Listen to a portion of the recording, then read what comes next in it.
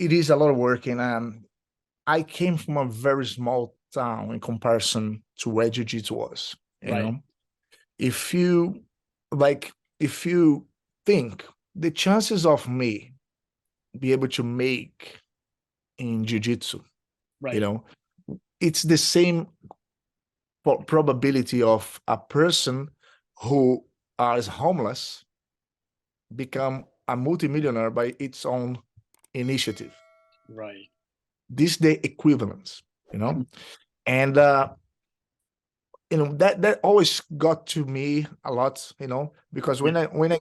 when I got to the Hall of Fame last year, Right. I I kind of like, me, why me, how, like, Right. I'm still the same Yeah. silly boy, you know what I mean? Yeah. And then how? Because I've never been the most strongest of the Right. academy. I've Yeah. never been the most technical of my division, but how did it happen? And then I start trying to connect the dots. Mm. What was the differential? Right. And one thing that came to my mind was that I was really the decision to carry on in jiu-jitsu was because I really had the passion. I developed the passion for it. I Yeah. loved it.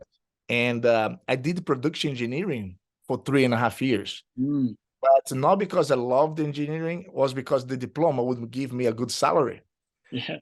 And then I was doing jiu-jitsu on the side. And I was doing kind of amateur level, I Yeah. could see the potential because I could see that coming from that small city that there was no even a black belt around. Right. I was able to with because I noticed that if you really love what you do, things on the up, everything is fine, right? It doesn't matter if you love or not, but on the downs of life, if you love what you do it anyway, Yeah. and that's what I felt. On the hard times, I chose jiu-jitsu to be my stress relief. Right. And by choosing jiu-jitsu on the good times and on the bad times made me choose jiu-jitsu all the time. So Yeah. it made me carry on and passing through. And I remember when I went to I got a little cocky at first. No, I would say I've never been cocky, but I would say over myself a little bit Mm. when overconfidence Right. when I Yeah. was a Right. white belt, three stripes, and I wanted to. There was a seminar, and then it was on a Friday night, and I remember that seminars is when people get the belt, and I was feeling that I was be the one to get the next belt because I was beating everyone in my Right. Right. belt, right? Yeah. Because I used to go to train so I can beat others to get validation, so I Mm. can get to my next stage. Yeah. So I was okay, man. It's impossible if I don't get my blue belt. I Right. even bought my blue belt and put on my bag, just left beside. So I already expected high Right. expectations to the fullest. Yeah. And then in the end, my coach didn't give him the blue belt. I said, what? No, something's wrong. Maybe he didn't notice me. So I passed in front of him and I made eye contact until I made eye contact. So when I made eye contact, he goes, hey, brother, how are you? You okay? I see you tomorrow. I said, damn it. He saw me. So I'm not getting it, right? Right. And that was the one of the biggest lesson. I was 16 years old. This was in 96.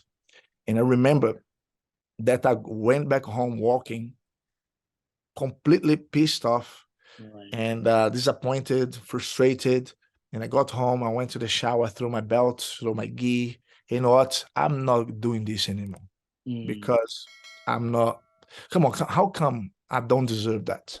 Right. How come I beat all the white belts Yeah. and I beat even some of the blue belts sometimes? Why can't I get the blue belts? Is it something? Is it the world against me?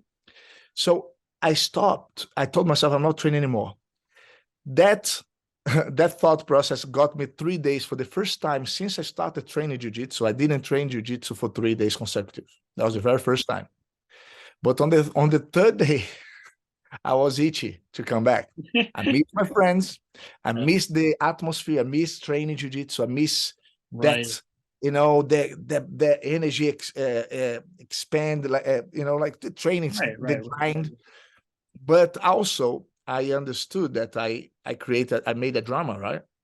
I went there, make the whole this drama. So I had the first biggest conversation with myself to get into terms.